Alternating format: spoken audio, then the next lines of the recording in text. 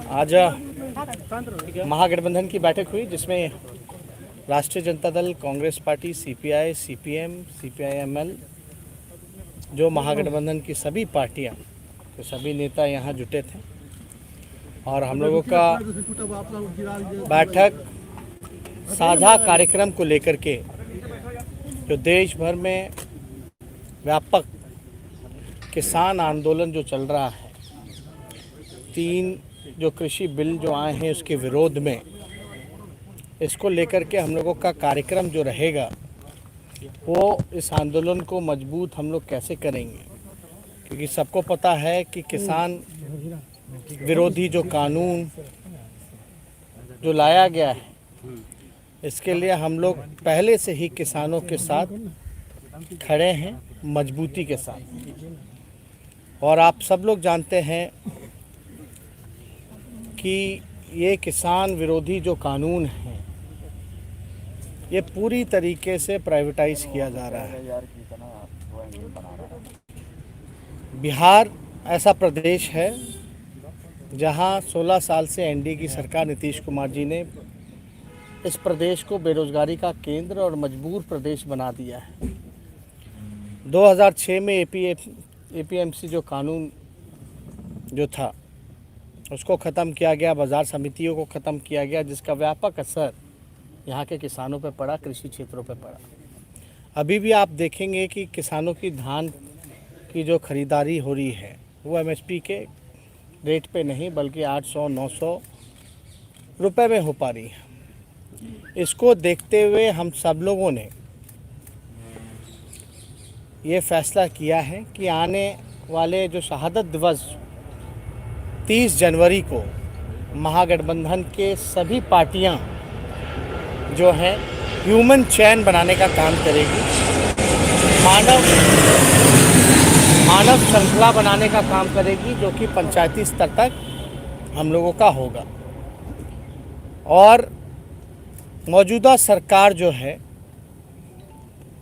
जो बच्चे पढ़ाई लिखाई करके डिग्री पा के भी बेरोज़गार हैं, जिनके माता पिता किसानी करते हैं गांव में, डिग्री पाने के बाद भी लोगों को रोज़गार नहीं मिल रहा, बेरोज़गार हैं। और जो गांव देहात को भी जो लोग रहने वाले हैं, कृषि करने वाले लोग हैं, उनको भी ये लोग बेरोज़गार बनाने का काम कर रहे हैं। 2006 के बाद से लगातार जो है किसान मजदूर बनते चले गए, पलायन जो है बिहार में नहीं रुका है, एक बड़ा मुद्दा है। इसको देखते हुए हम लोगों का समय समय पर उठना बैठना होता है, आगे का क्या कार्यक्रम रहेगा। एक तो ये एक बड़ा इशू था। दूसरा एक सबसे बड़ा महत्वपूर्ण इशू ये है, आप लोगों की जानकारी में होगा, कल हम विधानसभा के अध्यक्ष महोदय मिलने गए थे, स्पीकर साहब से भी मिलने गए थे। उन्होंने बुलाया था, उनको बात करनी थी। ये बात करनी थी कि आने वाला जो विधानसभा जो बजट सेशन जो होगा, जो बजट सत्र जो होगा, उसको पहले किया जाए और छोटे में ही 3-4 दिनों में ही निपटा दिया जाए। आप लोगों को ध्यान दिलाएं, ये लोकतंत्र का मंदिर है जहां जनप्रतिनिधि जनता की जन समस्याओं को उठाने का काम करते हैं, जहां से निदान होता है। हम लोग लगातार पहले से कहते रहे हैं कि मौजूदा सरकार जो है लोकतंत्र पे खतरा है। और अभी भी अगर आप देखें तो 1 साल में केवल मात्र 4 दिन ही विधानसभा चला है। क्यों चला 4 दिन? और आने वाला जो मार्च में जो हमारा जो सेशन होना होता है, जो 1.5 महीने का होता है, उसको 3-4 दिन में ही क्यों निपटाने की बात की जा रही है? कई नए विधायक चुन कर के आए हैं, उनको सीखने का भी मौका मिलता। ये बहाना दिया जा रहा है कि वैक्सीन जो है मार्च के महीने में आएगा तो चलेगा, एक अजम्पशन है। अभी कोई तारीख तो तय नहीं हुआ बिहार के लिए। तो हम लोगों का ये राय है, और हमने स्पष्ट रूप से ये भी बोला था अध्यक्ष महोदय को कि सारे पॉलिटिकल पार्टी को बुला करके आप जो है मीटिंग कराइए। और उसमें हम लोगों का, महागठबंधन के पार्टियों का ये निर्णय है कि जो ट्रेडिशनल जो रहा है, जो ट्रेडिशन जो रहा है, जो परंपरागत तरीके से बजट सत्र चलना चाहिए जितने दिन की कार्रवाई होती है, ये आखिर सरकार भागना क्यों चाह रही है? ये जन समस्याओं को जनप्रतिनिधि कहाँ उठाएंगे? पूरी तरीके से अफसरशाही बेलगाम हो रखी है और एक विधानसभा सत्र ऐसा चलता है जब अधिकारियों पर दबाव रहता है और सभी विधानसभा क्षेत्रों के जितने जनप्रतिनिधि हैं सब अपने सवाल उठा सकते हैं। तो जो मौजूदा सरकार है इनके पास कोई जवाब नहीं है सवालों का। आप बताइए, बेरोजगारी के इशू पे, किसान के इशू पर, भ्रष्टाचार के इशू पर, लॉ एंड ऑर्डर के सवाल पर, विकास के सवाल पर, सरकारी योजनाओं के सवाल पर कहाँ हम लोग सवाल पूछेंगे? तो हमने उनको स्पष्ट रूप से राय दिया है कि जो परंपरागत तरीके से जो चलता रहा है, हमको तो ये समझ में नहीं आ रहा कि वैक्सीन में एमएलए क्या करेगा। और जब सत्र चल रहा हो तो सत्र में तो और दबाव होगा अधिकारियों पर, सही फीडबैक मिलेगा, जनप्रतिनिधि सदन में जानकारी प्राप्त कर सकते हैं सरकार द्वारा कि भाई उनके क्षेत्र में कितने टीका लगे हैं, कितने टीका नहीं लगे हैं, कितने बकाया हैं, ढंग से लग रहे हैं कि नहीं लग रहे हैं। तो ये तो और भी अच्छा है अगर सत्र चले। और अब स्कूल कॉलेज सब खुल गया, सारी चीज़ें काम धंधा सब वापस ट्रैक पे है। आप उस दौर में जब सबसे बड़ी समस्या हम लोगों के सामने आई हुई है तब आप चाहते हैं कि विधानसभा ना चले?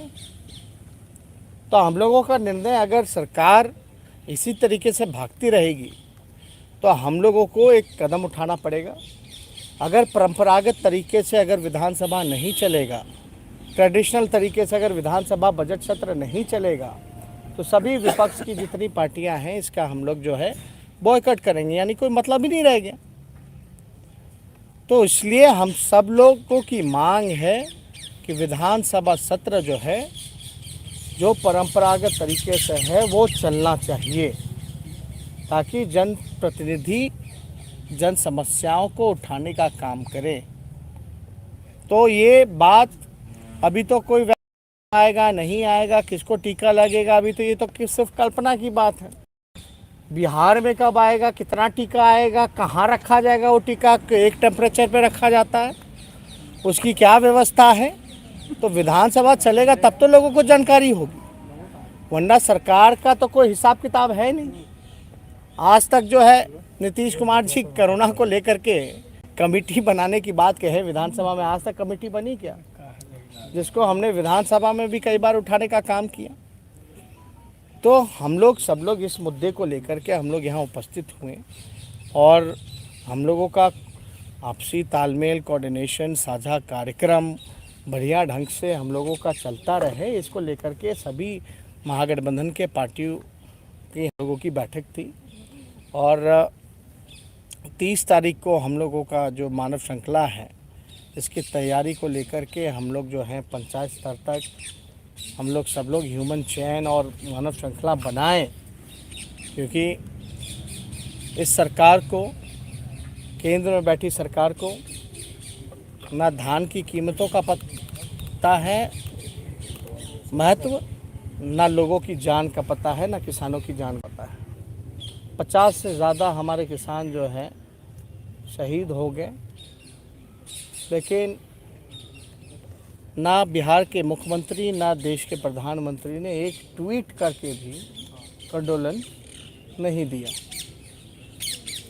तो इसलिए हम लोग सब लोग जो किसान विरोधी है, जो गरीब विरोधी है, जो मजदूर विरोधी है, जो छात्र छात्रा विरोधी है, आप देखिएगा सब लोग जो हैं परेशान हैं। लाठी डंडा बरसाया जा रहा है, चाहे संविदा कर्मी हो, चाहे सरकारी कर्मचारी हो, चाहे जीविका दीदी हो, स्वयं सहायता समूह हो, सभी लोग इस मौजूदा सरकार से परेशान हैं। और हमने पहले भी ये बात कही थी कि जो 16 साल की सरकार है नीतीश जी की, इन्होंने बिहार को बेरोज़गार और मजबूर प्रदेश बनाने का काम किया है। और ये सरकार जो है ये बिहार पर अभिशाप के रूप में कायम है। तो इसलिए हम सब लोग जो हैं सभी दल के लोग यहाँ जुटे हैं। कल नीतीश कुमार ने कहा था कि उन्हें तेजस्वी हाँ, कल नीतीश कुमार ने कहा था कि उन्हें धोखा मिला है सारा बीजेपी। देखिए हम इसमें दो चार बात ये भूल गए कि जो विधानसभा सत्र अगर परंपरागत तरीके से नहीं चलेगी तो हम लोग विधानसभा का बॉयकॉट करेंगे और मुख्यमंत्री और उप मुख्यमंत्री आवास का घेराव भी करेंगे। जब तक सत्र चलेगा, 3-4 दिन की बात कही जा रही है, लेकिन परंपरागत तरीके से चले तो ठीक है। अगर परंपरागत तरीके से बजट सत्र नहीं चलेगा तो मुख्यमंत्री आवास का और उप मुख्यमंत्री आवास का सभी महागठबंधन के लोग और जो जनता जनार्दन हैं जिनकी समस्या हम लोगों को उठानी थी, जो परेशान हैं, मजबूर हैं, बेबस हैं, वो सब लोग मिल कर के जो नौजवानों को, गाँव को बेरोज़गार बनाना चाहते हैं, उनके खिलाफ हम सब लोग जो है घेराव करने का काम करेंगे। और जहाँ तक आपका सवाल है, जैसे को तैसा मिला। नीतीश जी का अगर इतिहास उठा के देखें, चाहे जॉर्ज फर्नांडिस जी हों, चाहे दिग्विजय सिंह जी हों, चाहे हमारी पार्टी हो, हमारे नेता हों, किन किन लोगों को इन्होंने धोखा नहीं दिया। तो हम लोग अब तो जैसे को तैसा मिला। नीतीश जी का कोई काम है? सत्ता में आना है चोर दरवाजे से, सत्ता के लोभी हैं और बिहार का उन्होंने जो बर्बाद किया है वो सबके सामने है। तो हम लोग तो सब लोग ये कह रहे हैं कि भाई नीतीश कुमार जी बार्गेनर हैं, नीतीश कुमार जी जो हैं ब्लैकमेलर हैं। He is not a leader. वो जनता के लिए नहीं है, वो केवल अपने लिए है। एक आखिरी सवाल है, क्या आप कोरोना वैक्सीन लेंगे? क्या आप लोग कोरोना वैक्सीन लेंगे? आ गया है क्या? जब आएगा तब आएगा तो देखा जाएगा ना। पहले आने तो दीजिए, पहले आने तो दीजिए। अभी ट्रायल टेस्टिंग क्या हो रहा है, नहीं हो रहा है, ये देखिए। वैक्सीन को लेकर के आप लोग सब लोग स्पष्ट हो जाइए कि वैक्सीन जो है कोई मोदी जी ने या बीजेपी के लोगों ने नहीं बनाया। और ये कोरोना का वैक्सीन जो है बड़े विद्वान जो साइंटिस्ट हैं, मेडिकल रिसर्चर हैं, ये उन लोगों ने बनाया है। अभी सरकार को पहले प्रक्रिया तो पूरी कर लेनी चाहिए। अभी कोई प्रक्रिया पूरी हुई कहाँ है? अभी तो केवल हल्ला है। वही हल्ला है जैसे 19 लाख लोगों को रोज़गार देना था, क्या मिला? क्या 15-15 लाख रुपए आप लोगों के खाते में आने थे, मिला क्या? तो पहला तो टीका जिसको लगेगा वो तो हेल्थ कर्मचारी होंगे, जो कोरोना वॉरियर्स होंगे। और आप सवाल पूछिए तो क्या कोई बता सकता है बिहार में कि पहला टीका या कितने टीके बिहार में आएंगे और टीके को कहाँ रखा जाएगा?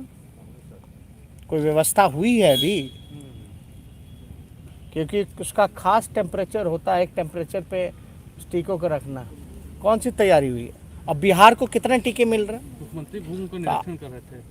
अरे भाई, निरीक्षण करे, उनका निरीक्षण देखे नहीं, अपराध तो बढ़ ही रहा है ना। और इतना निरीक्षण किए हैं, वो तो सभा भी किए, पूर्णिया में, दमदहा में ग्रामीणों ने कैसे घेरा, क्या मुर्दाबाद के नारे किसके लगा रहे थे? भ्रष्टाचार के सवाल पर। इसलिए देखिए, ये सब इश्यूज से डाइवर्ट नहीं होना है। असल जो मुद्दा है, ये तो कोई भी सरकार में रहेगा उसको काम करना ही है। लेकिन सवाल ये बड़ा है कि वैक्सीन जब लगे तो एमएलए लगाएगा क्या वैक्सीन? आप चुनाव करा सकते हैं, सभाएं हो सकती हैं, तो 243 लोग एक जगह बैठ करके जन समस्याओं का समाधान नहीं कर सकते क्या? उठा नहीं सकते क्या? क्यों डर है? वैक्सीन के समय विधानसभा क्यों नहीं चलेगा? ये सवाल सबसे बड़ा है, क्योंकि सरकार के पास कोई जवाब नहीं मिलेगा। मजदूरों के साथ क्या हुआ आपने देखा ही होगा, क्वारंटाइन का क्या हुआ, सेंटर्स का क्या हुआ, अपने ही लोगों को गाली दिया गया, क्रिमिनल बता दिया गया, चोर बता दिया गया। तो ये सरकार की कथनी और करनी में भारी अंतर है।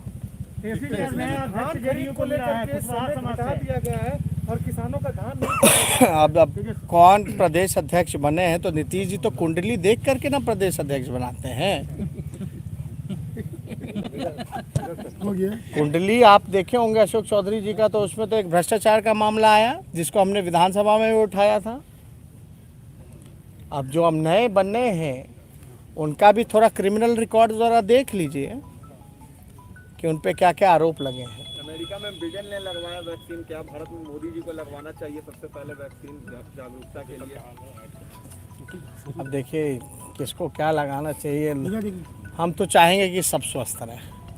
125 करोड़ जनता देश की है, सब लोग सुरक्षित, यही होना चाहिए। Thank you.